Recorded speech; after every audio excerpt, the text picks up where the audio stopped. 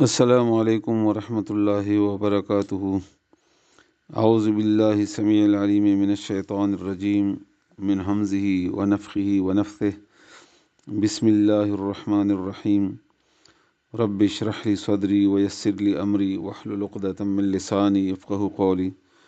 سبحانك لا علم لنا إلا ما علمتنا إنك أنت العليم الحكيم. رب زدنا علما. انشاءاللہ نن به سورہ یونس آیت نمبر یوش پیتم 61 یعنی 61 بوایو. الله تعالی دی وینا، الله د اوریدو، الله تعالی دی مونږ ته قرآن کریم باندې پوها او بیا دی الله تعالی مونږ ته عمل کولو توفیق راکړي. آمین ثم آمین. دین رستنی آیت کې الله تعالی د هغو خلکو باره کې چې کوم الله باندې دروغ تړي، نو الله فرمایي چې آیا دا به قیامت پر ورځ مونږ سره مخامخ کیږي او کنه. الله خو ډېر لوی فضل دی چې دې ته دنیا کې څه نه وایي یو وخته پورې، او اکثر خلک ناشکره دي.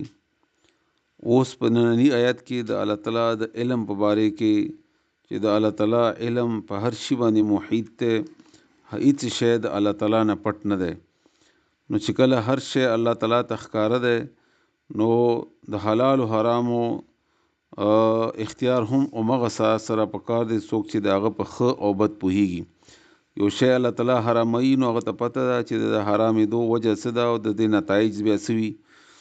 الله تعالی ماضي نه هم خبر دی او الله تعالی مستقبل نه هم خبر دی. او د قرآن کریم موضوع هم همدغه ده، د الله تعالی یووالی وحدانیت ته په الوهیت کې هم او په ربوبیت کې هم او په اسماء او صفاتو کې هم.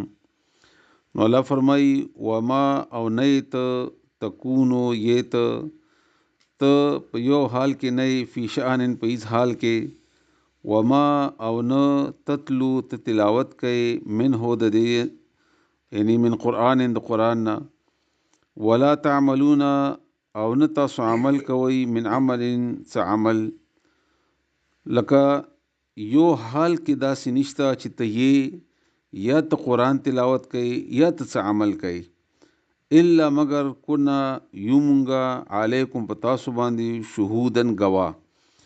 هیڅ داسې عمل نشته چې ته یې کوي مونږ یې ګورو نه. هیڅ داسې کار نه دی چې ته په هغه کار کې په هغه حالت کې چې هغه مونږ ګورو نه.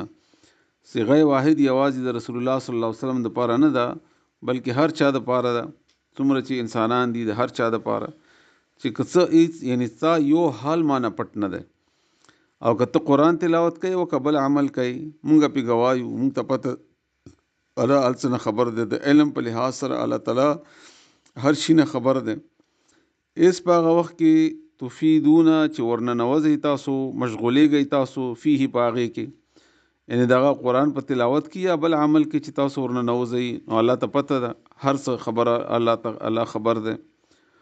وما یعزبو او نشي پټېدلی عن ربک ستا ربنا من مثقال ذرة په برابر د یو ذرې فی الارض په ځمکه کې، ولا فی السماء و نه په اسمان کې، ولا اصغر او نه وړوکی شی من ذالک د دې نه یعنې دې ذرې نه، د ذرې نه ورکوټی شی هم الله نه پټ نه دی، ولا اکبر او نه څه لوی شی چې هغه الله نه پټ وي، نشته داسې څه شی الا مگر فی کتاب په کتاب کې مبین ښکاره، یعنی درج ده په کتاب کې چې لوح محفوظ ده.